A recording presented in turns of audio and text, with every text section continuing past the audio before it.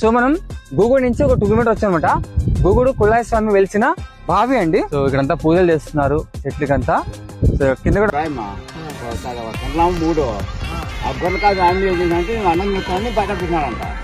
బయకాడికి వస్తానే నీళ్ళు పైన ఉన్నాయనుకో కూర్చొని నీళ్ళు కానీ కడుపునకి ఆ నీళ్ళు కొనుగుతానే బాగా ఆయన గడ్డ కట్టాను. ఏమో ఆయన రాలేదని బాగా బయటకు వచ్చినాడు. బయటకు వస్తానే అన్ని ఇది అనవుడు ఏమంటాడా ఇదేమంటారు ఆయన మొత్తానే అట్లే కాళ్ళే వచ్చిన పీటికి లోపల అది లాక్ చేతికి వచ్చేసిందా? ఎవరో వాళ్ళ నాయన తీసినాడు.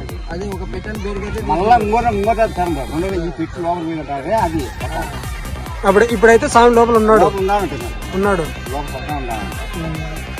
ఏ కొండాయని చెప్పినాడంటే బాగా వినంట అట్లే నాకు మంచిదా వచ్చి కొండాయని బయటకు వస్తాడని బయట కాకపోతే ఆయనకు టైం వచ్చినప్పుడు వచ్చేస్తాడు. అన్నీ అబద్ధమే.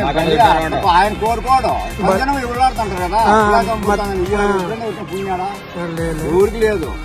నిన్న నా ఊరు ముచ్చుకుంటే పడలేదు. నిన్న వాళ్ళు తెలియదు అన్నమాట బుద్ధి లేదు స్వామి వెళ్తుంది. అక్కడి నుంచి ఫోన్ కొనుక్కొని మా మటన్ తీసుకొని చేసినారా తీసుకొని ఊరి చదివింపుకి వచ్చాను.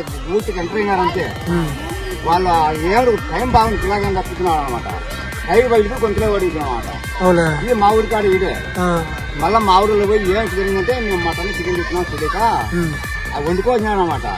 మాకు వండి వద్దు మళ్ళా పోయి కొండారు పోయిరా పోండి అని ఉలవసి వచ్చి మళ్ళీ టైర్ అదే కొండుకుంటుంది. మళ్ళా ఎంత ఇంటికి పెట్టినా టైర్ ఉరిరాల మళ్ళా బుధవారం వస్తామని మళ్ళా ముక్కొని ఇంటికి పోయి ఇచ్చి మళ్ళా బుధవారం వస్తామని యాట వస్తామని వెళ్ళిపోయినారు.